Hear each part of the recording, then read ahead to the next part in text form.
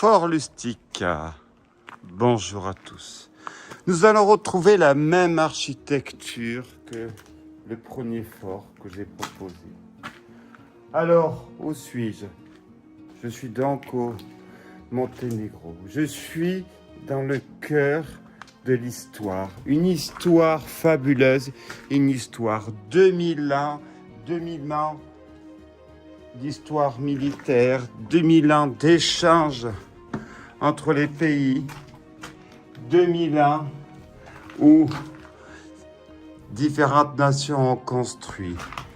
L'UNESCO s'est pas trompé. L'UNESCO a construit, si je puis dire, la réputation de cette bouche, les bouches de Kotor, en le classant au patrimoine mondial. Alors, vous êtes sur la chaîne Urbaizy Clément, sur YouTube. Nous sommes sur un nid de guêpes, là. Alors, si vous n'êtes pas abonné, pensez à vous abonner sur ma chaîne Urbaizy Clément. Et nous allons découvrir ensemble cette histoire. Une histoire qui commence avec l'Antiquité. Rome. Rome occupait déjà les lieux. Alors là, vous avez des guêpes à plus savoir qu'en faire. Je vais leur foutre la paix. J'ai pas envie d'avoir des histoires avec les guêpes. Je vous laisse, mesdames. Oh, pardon, excusez-moi. On va partir doucement sans faire le voleur. Hier, j'ai eu un problème avec le chien, comme d'habitude. Il a fallu courir très très vite. Rome, donc, l'Antiquité.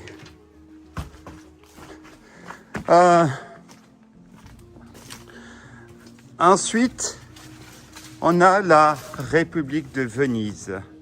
Et oui, la République de Venise qui a, dès le XVe siècle, occupé les gourges, les bouches de Kotor. En 1797, c'est la chute. Bonaparte récupère le site. 1815, la chute de Napoléon. On donne à l'Autriche les bouches de Kotor. L'Empire austro-hongrois va construire beaucoup de fortifications.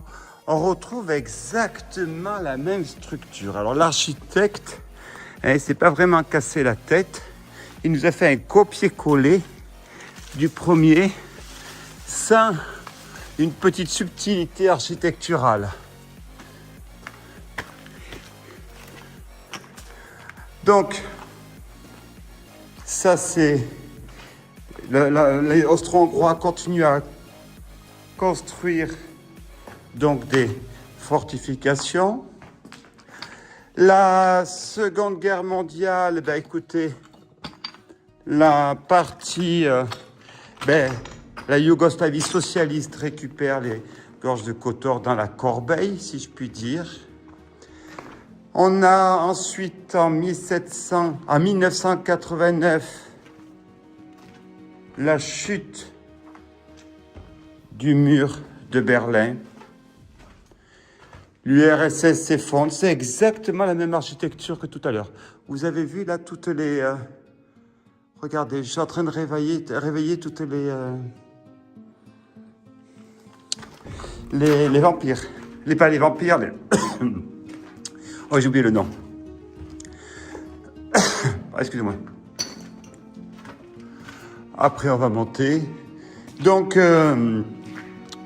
et là, c'est l'explosion. L'explosion qui va... Je vous dis, on va monter, évidemment, je descends. L'explosion et chaque pays va rejoindre son indépendance. Dans la... Oula. Ça, c'est pas bon signe, hein, quand vous avez autant de pierres comme ça par terre. Ça doit être une cave. Je vois qu'il y a des passages là-bas. Mais ça va pas nous apporter grand-chose. Donc la Croatie, le Monténégro, tous ces pays retrouvent leur indépendance. Et puis le Monténégro, vit. Il fait sa belle vie aujourd'hui. Paix et sérénité, on va dire. Économie, j'en suis pas convaincu, mais ça, c'est une autre histoire. Les toilettes de nos amis militaires.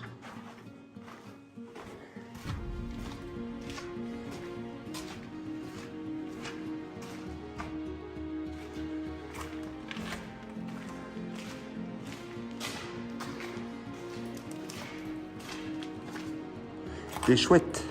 Non, pas des chouettes, des... Je sais pas comment on appelle ça, des... Ah, j'ai oublié le nom.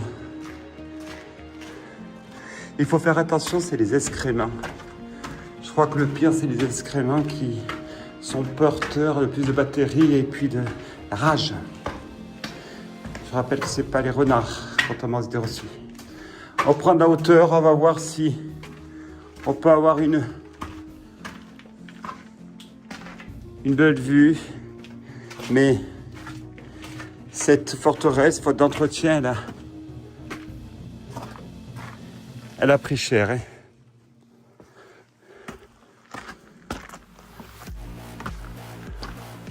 Voilà notre forteresse. On pourrait même se poser la question si elle n'a pas été bombardée. Ou alors ils l'ont détruite eux-mêmes. Je ne sais pas. Voilà. Nous avons donc visité cette forteresse. Sans prétention. Oh, je ne ferai pas de vidéo de cette forteresse. Parce que moi, elle ne me fait pas rêver. Merci.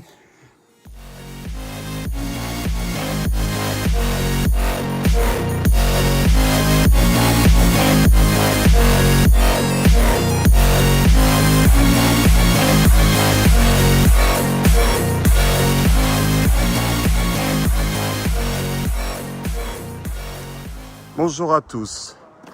2000 ans. Vous avez 2000 ans d'histoire sous nos yeux. 2000 ans. De l'Antiquité jusqu'à Napoléon, Bonaparte, pas Napoléon, pardon, jusqu'à si je peux dire, la Yougoslavie. Nous allons retrouver ensemble au travers de ces fortifications cette histoire. Tout de suite, vous êtes sur la chaîne Urbaisit Clément, pensez à vous abonner. Nous sommes donc dans les Bouches de Kotor. Tout de suite, on va aller explorer un de ces souterrains qui probablement ne mènera nulle part, mais surtout pas au trésor. Allez, suivez-moi, c'est parti.